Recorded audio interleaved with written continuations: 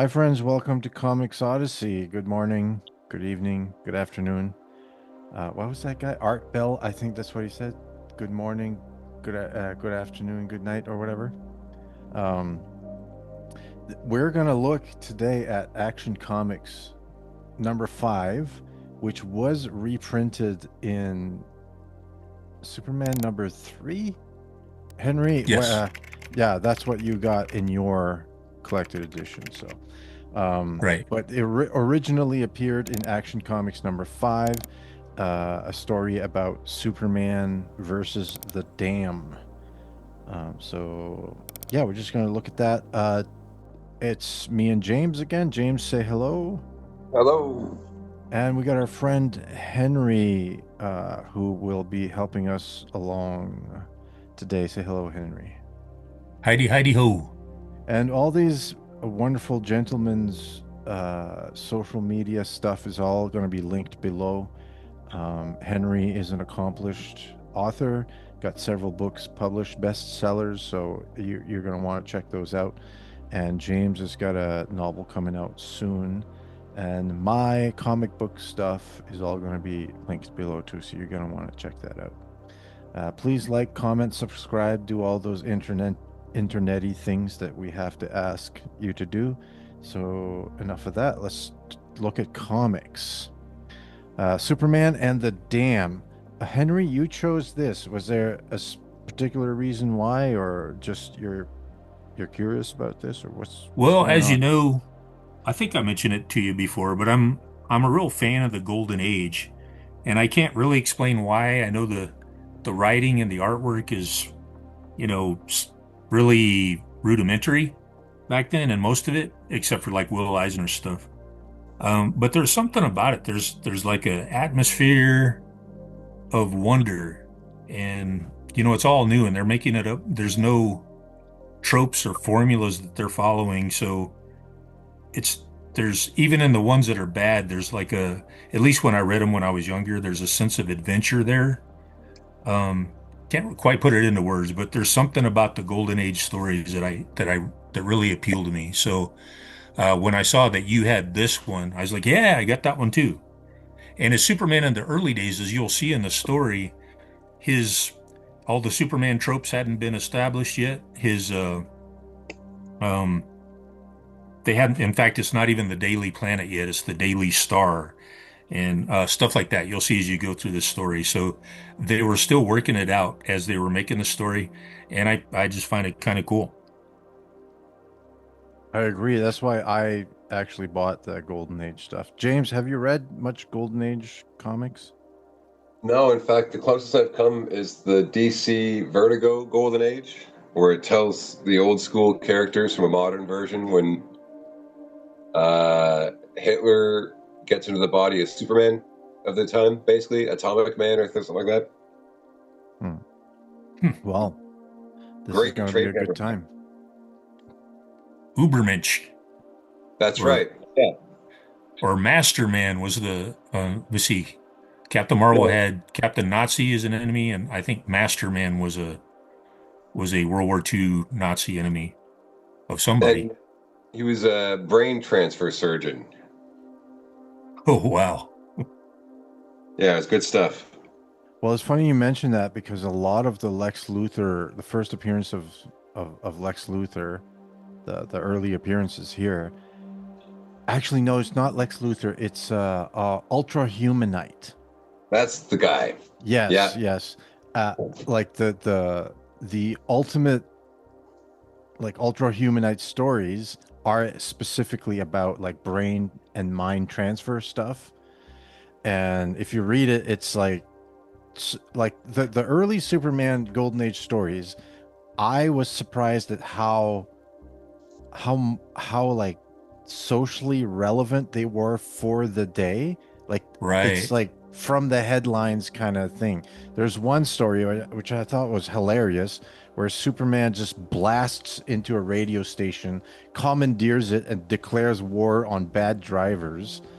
And it's just because, like, I guess in the 1930s, the city was getting big. Like, there was a lot of auto accidents, people drinking and driving, And so it's kind of like the concerns of the writers, but the ultra humanite stories that come along actually have that superhero-y feel that we've come to know. Like it really is like I've transferred my body, haha, now I'm a woman, na na na.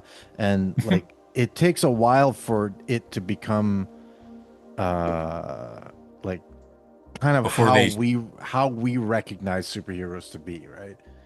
before they solidified the canon. That's the phrase I was looking for before. Right, right. Well, the first thing I noticed about this thing, Action Comics 5, is the cover, which is which is awesome.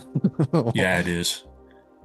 um, it's triangular composition, so there's two triangles here and a triangle here. So that's like always a very strong dynamic composition here, but it's also Hmm. split in thirds. So you've got one, two, three. You got the rule of thirds going here, uh, this direction, and then you got the rule of thirds going this direction. You got a center, and then these two sections here. It's just so good. It's like just a composition, but the figure itself, he's up against it. His gun, ran out of bullets, obviously.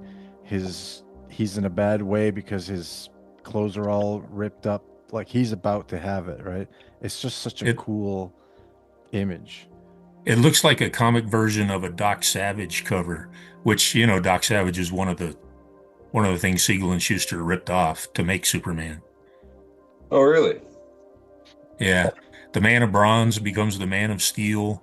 Uh, Doc Savage had a Fortress of Solitude, and he was superhumanly strong. In fact, Superman in the early days, his strength was more on par with Doc Savage. It was later on that he got where he could juggle planets and stuff like that. Yeah, yeah. Yeah, originally he jumped over buildings before he could fly. In fact, in this story, he's still in the jumping phase. He hasn't started flying yet.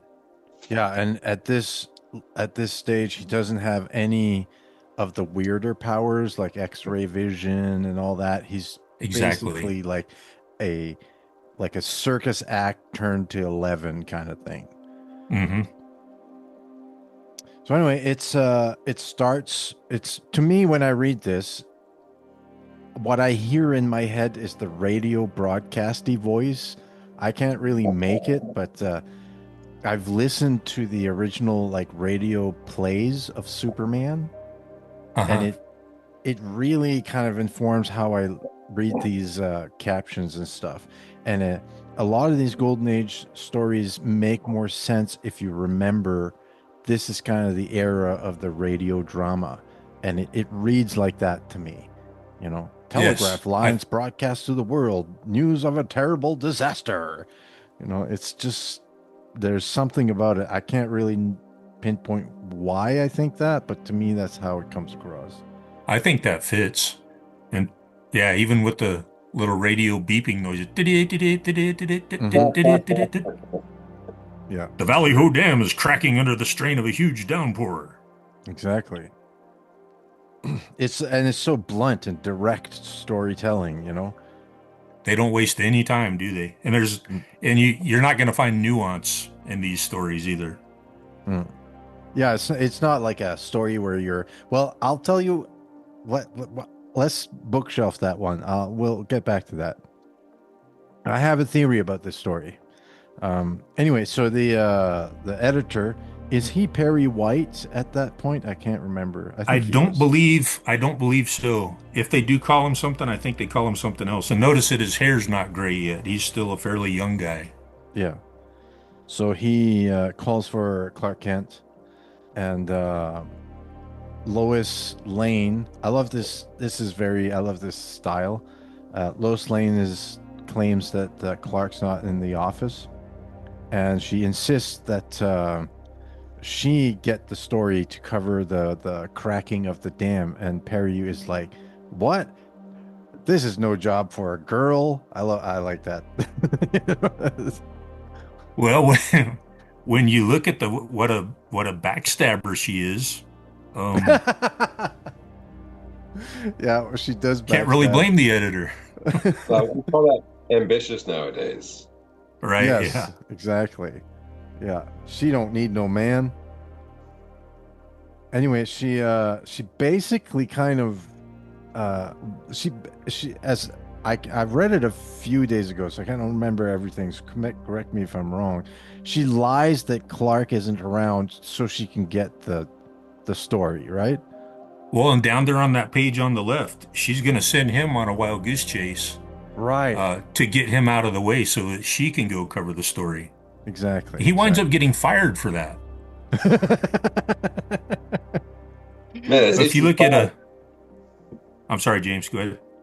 It's just issue five. She didn't even give him like a half a year. Yeah. Oh, Down there in panel she's 4, if you look at it, um, you can get an idea what a simp loser Clark Kent was. You mean you're actually glad to see me? yeah, so they play this thing in these old stories where as Clark, he's a real simp and Lois thinks he's a chump and always Yes. kind of like s- kind of like is a real ball breaker, but as Superman, she's really into him and he's like basically get lost bitch like like Right. Yeah. it's it's a weird. I don't know if that was a thing back then or like it's kind of an interesting tension they got going. You know, Jules Pfeiffer had some interesting commentary on that. Um, and I could actually find it and read it for you, like if we have time for this later on. But he does have it's like a Jekyll Hyde transformation when he becomes Superman. He goes from like a beta orbiter of Lois, to put it in manosphere terms, and then he becomes this alpha Chad when he's Superman. Yeah. Well, send it to me. We might put it in like behind the like for the paid subscribers, a little bit of extra info on this. Okay. So anyway, like you said, Superman gets sent on a wild goose chase, and you're right. It's called the Daily Star. And what happens here? He finds that a bridge is about to cross. Sorry, a train is about to cross a bridge that has a weak point in it. So he's basically rescues the bridge. I like the colors here. I think it's looks cool. I have to ask you two, have either one of you or both of you seen the 1978 Superman movie? Yes. Okay, so there's at least two tropes that they took from this story and put in that movie. And one is, if you remember, there was a train that he saved there because part of the rail was missing or blown out or something. Hmm. And in the movie, Christopher Reeve like became the rail himself. He like Yes. put his body there where the missing rail was so the train wouldn't derail right there. Hmm. And then he also solved the flood problem in a Yep. very similar fashion to what Superman does in this story. Hmm. Yeah. And you can see him there in on the left page, panel 4. He's outrunning a locomotive. Yeah. As the old saying goes. Exactly. Um, I like this layout. There's a lot going on. I like the colors. I like the look of this train. One Me thing I too. noticed is there's a lot of mid shots, not a lot of close ups in this style of storytelling. Right. Well, I think the cover artists were like the primo the cream of the crop back then, and then whoever did the interiors was not up to that level of artistic talent. But still, the storytelling is clear, so there's no problems. It's just maybe a little bit. I don't know. Maybe the rendering maybe is a bit crude, but like Yes. storytelling wise, there are no issues that I found. Yeah, I guess I kind of like the simplicity of it too.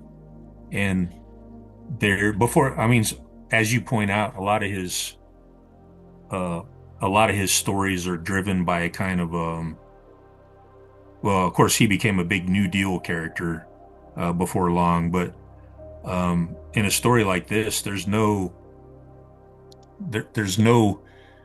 uh, right or wrong. Well, I shouldn't say that. There's no disagreement about what's right or wrong. I mean, he has to save the town from this flood. Like Yeah. that's a matter of black and white. There's no gray area there. Hmm. And so everybody can get behind this, especially if you're an adolescent boy who's largely, overwhelmingly the audience back then. Hmm. James, like your first impression of the look of this, the vibe of this, what do you make of it? It was cool. The first two pages, the panels were both 6 panels per page, and it was just the establishing, like through conversation. So the panels themselves sort of reflect the state of the story. There's not a lot going on. It's just setting things up, and as the story progresses, the panels become more dynamic. Hmm. That's pretty cool. And the like you mentioned, the middle shots, or the establishing shots. It's really to get room for all of the action. You're not. It's not about the emotion of the character. It's that he's taking care of business, and also to establish the catastrophe he's got to take care of. So, Hmm. like, even though the art isn't highly rendered, like you said, it tells the story very well and cleanly, and also the just the panel work keeps the pace of the story going really well. Hmm. There's never a moment like I read this, and I was always like can't say always, but mostly I was at least amused. I was never like confused as to what was going on, you know? Yeah, No. So it's just clarity. And notice the like in the word balloons and the caption boxes and stuff, they have all the room in the world in there. They're using, I look at this and I think, man, they don't even need all the space that they have that they could put text in. It's so sparse. But yet it tells the story clearly. They're really using the images to good effect uh, to move the story along. I do like to see like the evolution of the word balloon, right? Because here it's got a Yeah. very thin, and it's like multiple balloons in one thing, but Hmm. there doesn't seem to be really a reason for it, and then eventually it developed there when you have kind of like the implication of overlapping balloons. It's because you have multiple kind of thoughts in the one dialogue balloon. Oh, And that's interesting. Yeah. whereas at this point it's just kind of an aesthetic thing, and I'm hoping I can see one how they were doing thought balloons back then. I thought was so cool, and I've wanted to do that in my comics, but I don't have the balls to do it. If I can't find it just like this, I probably won't. I'll put it on the screen here, but it's the Hmm. balloons have multiple small little bubbles going towards Oh, right. They're the, scalloped, right? yeah, they're The scalloped, shape. but like from like the tail of the thought balloon, and Uh-huh. now has a series in sequence of smaller and smaller bubbles. Right. Whereas back then it was like a bunch of bubbles. I won't Hmm. be able to find one. Yeah, of course I'm looking for Yeah, it. and in this story, there's no thought balloons at all. In fact, on the last page, uh, Lois has a thought, but it's right within the speech balloon. They just put it in parentheses. Yes, yes. Yeah, I did notice that. So they're still working out like the mechanics of how this it's gonna work. There's still some Yeah, it's details like to they're work still out. in the process of inventing the conventions that are going to become standard later. The visual vocabulary of comics, basically. Yeah. So anyway, the water blasts over this dam, and somehow I don't remember how Superman figured out that this was where he was supposed to be. Oh, oh, they mentioned the name of the dam, so I assume he Wow. knew his Okay. geography pretty well. Okay. Yeah. Interesting to this about this to me. Of course, he's not as superpowered as he becomes later, and like you mentioned, Ulysses, he doesn't have the additional powers like heat vision and all that because like he tries to hold the dam up and it collapses anyway. Whereas in the 50s or later, he'd have probably just, welded the cracks together with his heat vision or something like that. Mm-hmm. Mm-hmm. Yeah, by that point he could like lift a planet. Exactly. Yeah. So Lois does get herself in trouble trying to cover the story.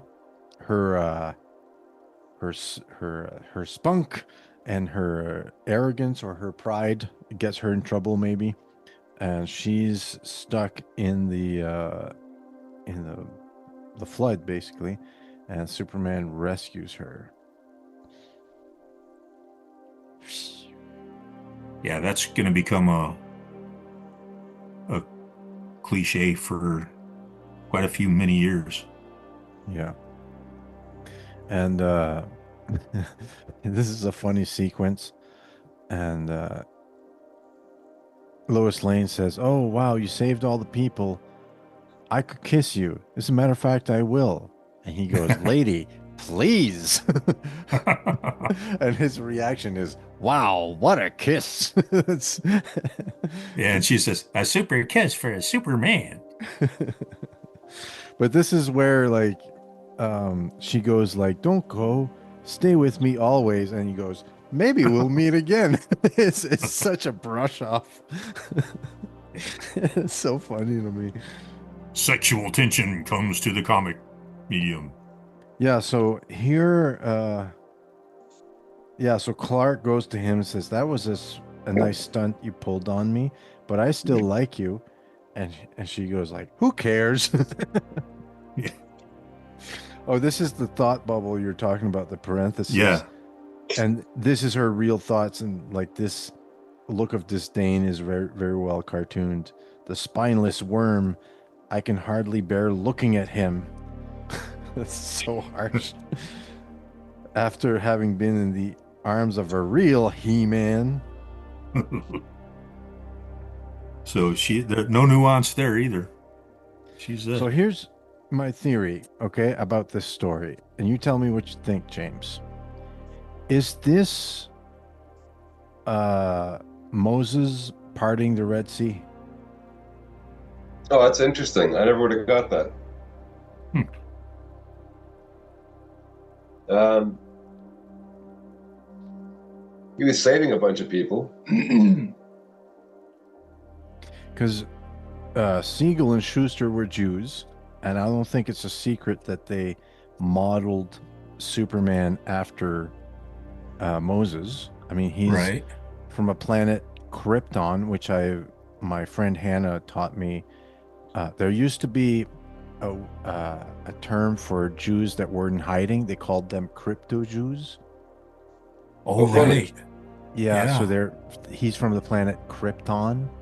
Was that with a Uh, C? Okay, I'm curious, you know? okay, yeah. Well, and also the names of him and his family all end in L, Yes, which like is a Hebrew word for a god. yeah.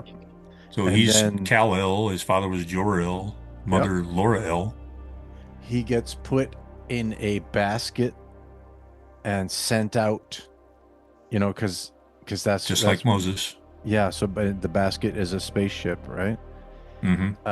So I'm wondering if like they were thinking about the stories of like of their people, their tradition, their faith tradition, and they were kind of like taking pieces of it to make the Superman mythos. And here Superman sort of holds the waters, right? Hmm. It's not Um, clear. Well, It's and if pretty you go to the next page, um, I always thought it was strange. They showing those panel number 3 and 4. They show him carrying Lois in front of the the wave, mhm. and I never understood what they were trying to say or trying to do with those. Why would he run parallel with the front of the wave like that? And Mm, it would make sense if they just wanted that image because it would resonate with Jews who knew the story of Moses, mm-hmm. how they crossed the Red Sea on dry land, and you had a big wall of water on each side, similar to what he's got there in those panels. Yeah. Um, what do you make of all this, James? I haven't read a lot of not a very theistic guy, so I don't know. So you didn't grow up with those stories, you mean? No. I never knew the connections between Superman and Moses, or I never would have picked up on the last name of the elf for the Kryptonians. Hmm. Hmm. Yeah. Hmm. When I read this, it's something struck me about it. I was like, hang on, is this a Red Sea moment? Because there is a moment in the Red Sea where the walls are parted, and then they Mm. just like come, they engulf the prideful Pharaoh, Huh. right? Yeah, I don't. okay.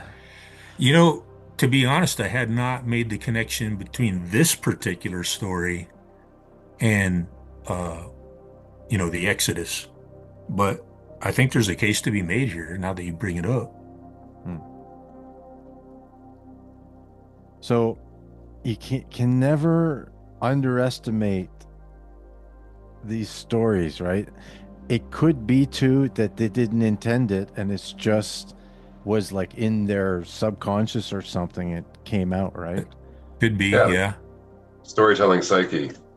Yeah. And I'm sure as both of you are storytellers, you'll know that sometimes uh, you'll write something and then later you realize, oh, it has all these other things in it that I didn't consciously know I was putting in there. Yeah. And sometimes a reader will point out stuff and I'll like, oh, you know what? He's right. I That's did do pretty that. cool. Mhm. So that's the Golden Age Superman Action Comics 5. Good times, very entertaining. Um, very, I mean, it's just cool to see what the roots of this is the beginning of the whole thing, right? The whole American comics industry, the whole superhero Yeah. thing, billion-dollar industry these days. It just started with these guys making scratches on paper and telling stories about just whatever they were thinking of. And yeah, the ambition of most of these early comic creators was to be newspaper strip cartoonists. They just saw comic books as a stepping stone. They never thought it would be taken seriously. Little did they know, when the boomers grew up, that like there's a whole bunch of adults that wanted to do comic books. That was the extent of their ambition, and it was mine too as a kid, honestly. Mm. Likewise, yeah. I didn't really think of taking it seriously until I came across comic book kayfabe, watching those who talk about it. I didn't see the depth of composition. Mhm. Yeah, I mean, But God, Ed Piskor and Jim Rugg, those guys made a major contribution to comics, as far as I'm concerned. Yeah, I'm curious, James, what is the comic book kayfabe you're referring to? I think kayfabe comes from professional wrestling, right? yeah. So he's a fan of. I think it was one of the two. I'm guessing Jim Rugg. He's got some wicked. He got one of the best pictures I've ever seen of a wrestler was his drawing of Dusty Rhodes. Okay. He does these sketchbooks all in ink, just like ballpoint, like what he'd do in high school during class while ignoring the teacher, but at a professional scale. Like when he's traveling, he'll just draw in the airport, and they're just fantastic pictures. Anyway, so comic book kayfabe is a really great. It's basically this is what the show is based on. Ulysses' podcast is these two guys would have a nice setup and go through all these comic books. And as they were so engaged and professional and enthusiastic about whatever they were covering that it really bled into the audience. Like I couldn't tear. I used to watch 2 or 3 episodes in a row, and each one was sometimes an hour long for just a single Huh. issue. And they'd pour over every detail, every panel. And it got to the point where some of them, some of the episodes would have guests on that you wouldn't believe, like John Byrne or Oh, uh, wow. uh, Rob Liefeld's. yeah, I think they had Christ.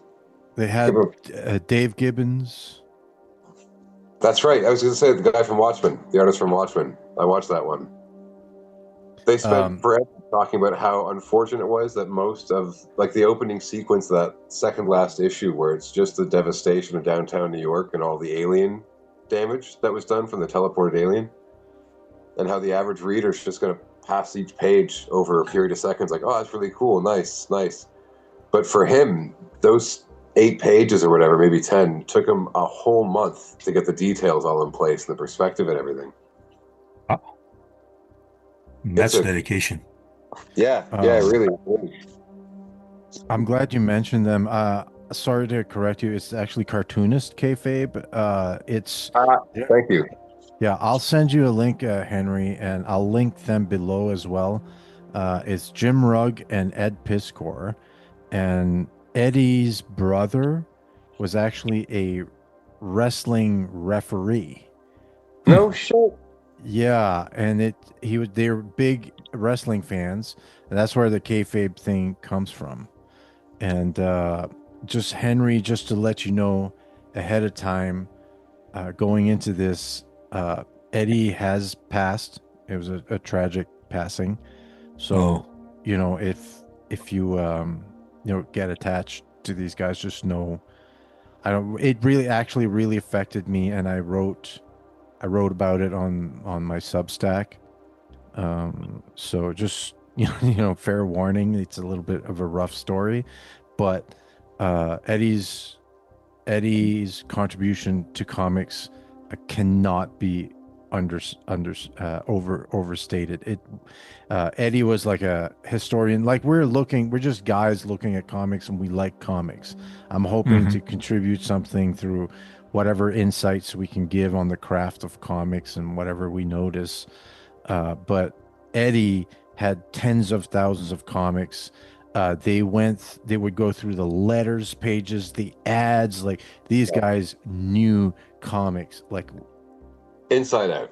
Oh, it was a level of depth that I've never seen before. Like these guys loved comics, like, and they lived it, and they made. It sounds like a great show. Oh yeah, you got to check it out, man. Like even now, I once in a while, like, of course, there's no new shows, which is sad.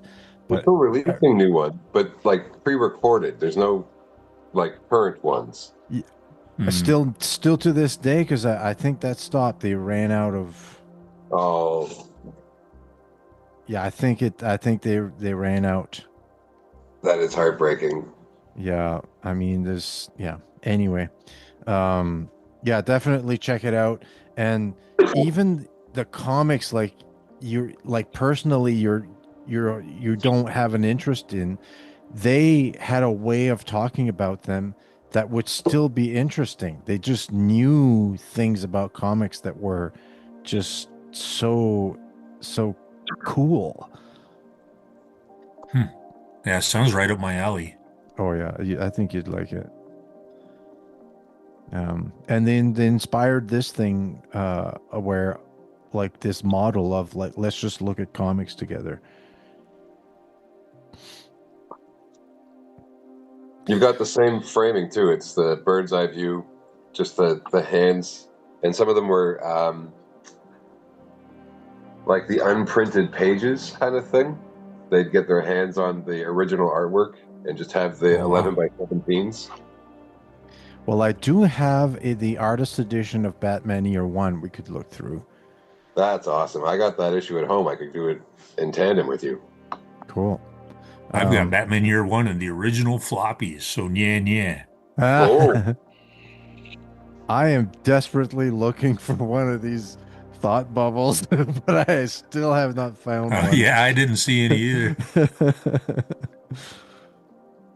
All Some right, reason I assumed that that was already established back then, but I guess not. no. Yeah. Yeah, And I should know anyway, better because I've read a lot of Golden Age stories.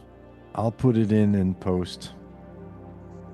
Um anyway, Action Comics number 5 or Superman number 3 or DC Finest, the first superhero.